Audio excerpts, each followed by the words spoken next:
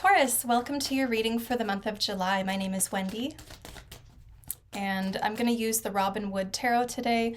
This is my favorite tarot deck of all time. It's really based on the Rider-Waite deck, but it's got a little bit more of an earthy sort of feel to it. It's illustrated in pencil crayon. It was made in the late 80s.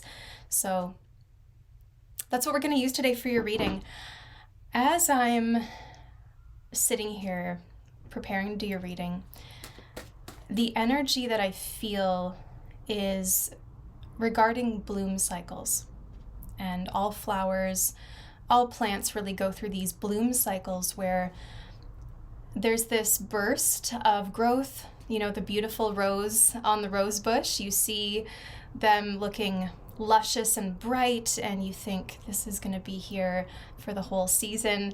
And then a few weeks later, those roses start to curl back up and disintegrate.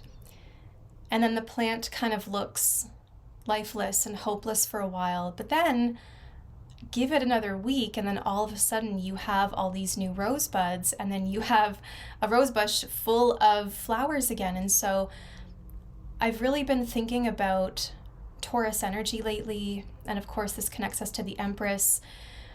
It connects us to the cycles of nature. It connects us. I'm seeing the World card as well, because I think about those four elements. I think about the full experience of something where you have the beginning, the unknown, and then you have kind of the investment, you have the growth, you have the momentum, then you see the results, and then you see something kind of go back or falter. But that's the complete cycle. And in those moments of, I don't know if faltering is the right word, but those moments of nothingness, or it feels like something has kind of dipped, those are really just moments for reflection. And when I think about looking at a rose bush full of roses and then suddenly the roses are gone, well, now I don't have anything to sit and look at. I'm forced to kind of go within. I'm forced to look back at myself, so to speak. And so it kind of changes the perspective from an outer experience to the inner experience again. So the bloom cycle, we're going to kind of look at the bloom cycle for you. We're going to look at what's blooming and maybe what is falling away, and then what you're meant to sort of learn, I guess. I don't want to dictate what you're meant to learn, but maybe some helpful techniques or helpful tips as you're going through this, because a bloom cycle for you could last years. You've had Uranus in your sign, and I'm sure you're ready for it to move on this month into Gemini. That'll feel like a bit of relief for you. It's going to move into your second house. But you've, for the last 7 years or so, you've gone through this massive personal transformation, and chances are you've experienced many of those. And just when you thought something was like, here I am, here's this rose, here I am, oh, all of a sudden I've got to go back in. It's just the natural cycle. So let us see what is coming up for you this month. What's blooming for Taurus? Okay, we've got the Five of Wands. I see physical strength in this card. I'm hearing physical strength. Of course, it can indicate perhaps some kind of chaos or disorganization. Like, what I really see is that these people need leadership, they need guidance, they need an outside perspective, but they're so focused on fighting each other that they can't see the way forward, and so they're getting tangled. Right now you might I see why this bloom cycle is coming up for you, because you're definitely heading into that part where the flowers are retreating, things are disintegrating, and they're going back into just the greenery, let's say, without the flowers. And so you might feel right now like what you've invested in is sort of reaching this point of frustration or limitations, hiccups. I look at this card kind of as like little speed bumps or little annoyances that are like little detours, and on their own, you can kind of, okay, it's not so bad. But then you start to encounter like 1, 2, 3, and you kind of start to question, or you lose your patience. And so I do see a little bit of fighting, conflict, I mean, but they also look quite choreographed in a way. There's something about their clothing that suggests theatrics to me.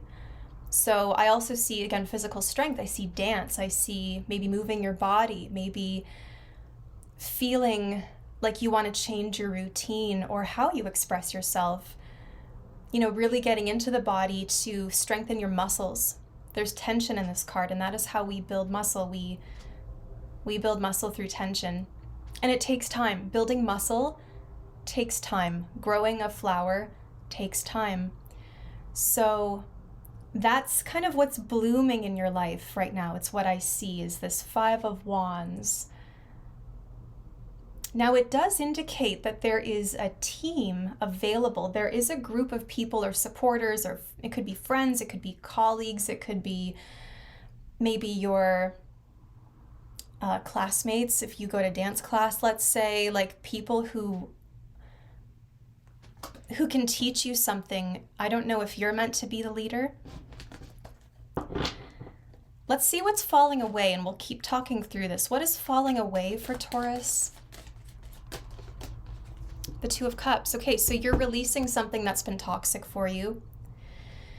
You're acknowledging where something has affected you negatively. You've integrated, you've embodied some kind of outside influence that maybe wasn't the best. And this is why I'm curious to see next what you're learning from this, because with the 2 of Cups, sometimes there is this undeniable attraction. And just because we're attracted to something doesn't always mean that it's good for us. I do see the 2 of Cups differently from a lot of readers. I have to give that disclaimer because I know people are going to say, Wendy, the 2 of Cups is so romantic. But we can't ignore that caduceus at the top, which is a symbol of health. It's a symbol of medicine. So it implies taking your medicine and allowing it to run its course, work its magic, let's say. And so we think of that as integrating. And this is what's falling away from you right now. So something that you've tried to incorporate, your medicine, or I don't know if it's actually medicine or if it's just something that you thought would be good for you. You tried it, but you can't deny that it actually makes you feel unlike yourself. I heard one of you saying, that's the point. I didn't want to feel like myself. But there's maybe through this bloom cycle, are you fighting yourself? Are you like shuffling something off? I feel like you're shedding a skin here. I'm getting snake imagery. I'm seeing that you've strengthened yourself to the point where you can actually shed this outside influence because you don't need to follow an external influence. Remember, we talked about the bloom cycle and how the rose kind of disintegrates or falls away. That's what you're going through. You're going from that outer perspective or that outer focus, the focus outside of you, back to the self and being honest with yourself. So again, 2 of Cups I do see in a love situation. You could find someone extremely physically attractive, but you can't deny that when you're around them, I just start sneezing, or I come away from a night with them and my stomach really hurts, or there's something that has just been, I think health-wise, I do see a lot of health stuff coming up for you as well. And as I'm saying this, I don't know if you can hear, but I'm feeling like I've got a sneeze almost, or there's like congestion coming up, like I'm almost feeling allergic myself. I'm not sure what that's from. So this is what you're releasing. It's time to release the toxicity. And you can do this. Maybe you are just, in a very mundane way, working out, building up strength. And as you do that, as you choose these healthier activities or habits for yourself, you start to notice really what is not good for you because you just don't crave it anymore. The thing is, when we ingest this, we do start to adapt. Our body does start to become immune to something most of the time, right? When we enter a new environment, there's a lot of new things, and immediately our immune system goes to work and is trying to keep us strong and mitigate. I'm not sure if that's the right word, but it's trying to interact with and understand these new experiences while also like integrating that new influence. But sometimes we have to admit that something just doesn't gel. I think we've harped on that long enough. Let's see what you are learning in this cycle. The Four of Wands. A real, true foundation, strength, setting the stage for something amazing. A lot of you could really be redecorating your homes, moving things around, just freshening the energy. Taking pride in your home, setting a new foundation for love, for celebration, maybe a change of focus. Instead of focusing on the Five of Wands, we're moving to the Four of Wands, so things have order, something has structure. It's starting to make sense. I actually think some of you could be planning a wedding, you could be moving, finding a new place to live, just really taking pride in your living space, because that is the foundation that houses you, holds you, keeps you safe. It's your sanctuary. And so if you have had someone maybe who was there, maybe a negative influence or something, you can clear that out. Clear out the toxicity, get the expired medicine out of your cupboard, go through your pantry. Like, this is really about cleaning things out and getting rid of those things that are really just energy drains and setting the stage for something. It's almost like a new moon phase, I feel, for a lot of you, where you've had your full moon and it's like this big thing. I think as Uranus changes signs, there's a lot of that chaos and uncertainty and little hiccups and changes. That is moving away, and we're moving toward cooperation. And some of you, it doesn't have to be, the Two of Cups doesn't have to be such a negative card. It can mean that maybe there are differences between us. And maybe we only bring out those toxic things in each other in certain circumstances. Like, there's maybe triggers, or we're a mirror to each other. So what is that about? And recognizing how you may influence that in another person and how they influence it in you, and making a real effort to set the stage, set the foundation for something nicer going forward. The Four of Wands is so reassuring. It's so celebratory. To me, this is like the dress rehearsal. It is the joy of getting everyone together in the name of celebration and building something together. It speaks of strength and safety. We talked about that. So in this cycle, it's like, what makes me feel safe? What makes me feel stable and solid? What do I trust? And how can I build that? How can I honor my home, my sanctuary? Sometimes I'm hearing a message about change, and of course, Uranus being in your sign, Jupiter was in your sign 2 years ago, so you had a lot of lightning and thunderstorms happening in your sign recently. And as Uranus changes, you might have these breakthroughs. And sometimes when we talk about breakthroughs, we think of like larger than life, this huge, sudden innovation. It doesn't have to be big like that. It doesn't have to be something larger than life. It can actually be something quite mundane, quite simple, that can change the entire structure of your life, of your mentality, of your practice. But it really focuses on the home environment. Maybe there's an event. Some of you are doing some kind of event. I do see celebration. I do see a wedding for some of you. And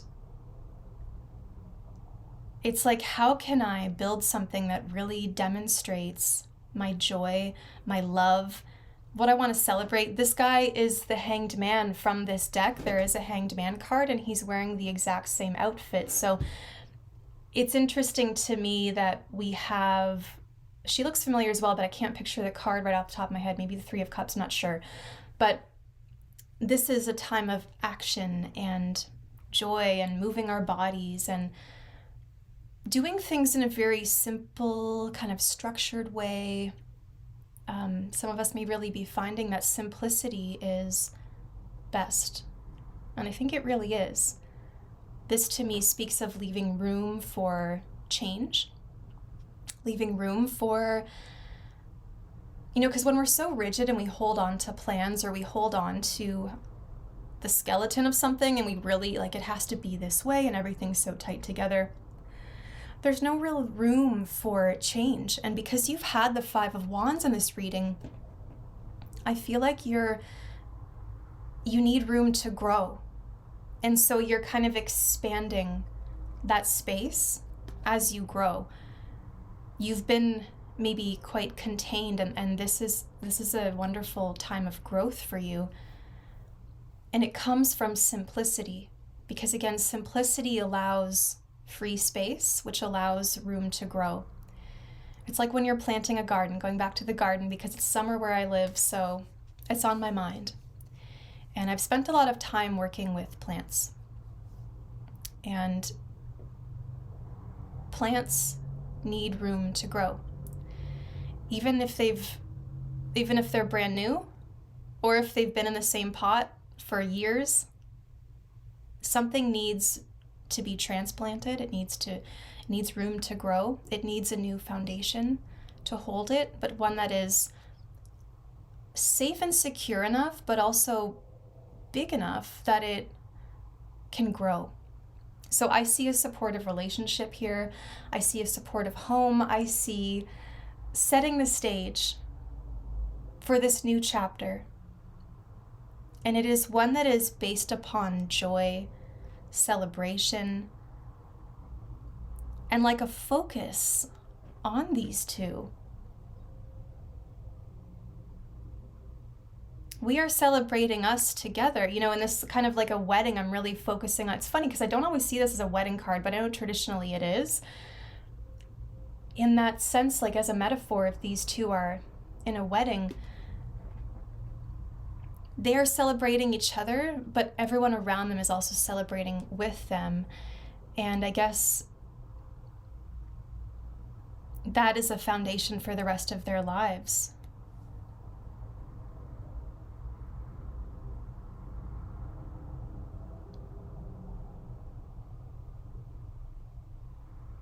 Decorating, celebrating, again, taking pride and comfort in your space. Just some changes, just clear out the cobwebs, get rid of the old stuff. And I feel a nice simplicity, and that seems to really allow you, ironically, by getting rid of something, you're actually letting yourself grow. So back to the metaphor, you are deadheading the rose bush that is your life, and this is so that new flowers can grow. That's really beautiful. I'm gonna leave that there. And you know what? I think I'm gonna reopen my books. I will leave my email address in the description box if you want to just email me. I can offer like a 20 to 25 minute personal reading. If you just email me your questions and what you're kind of looking for, I'll figure out a format and maybe some pricing. So if you're interested in a personal reading with me, if you don't know me, I'm not sure who's watching this, but I've been away from this channel for years, and I'm really feeling called to come back to it because it feels like everyone's world is kind of cracking apart right now. A lot of shift is happening, and I keep thinking about how the world is full of these loud voices, and the loudest voice in the room gets the most attention. And it's like, I just want to be a nice kind of calm space that people can come to for readings and guidance and peace. So I would love to read for you, and I thank you very, very much for watching. I will see you in the next one.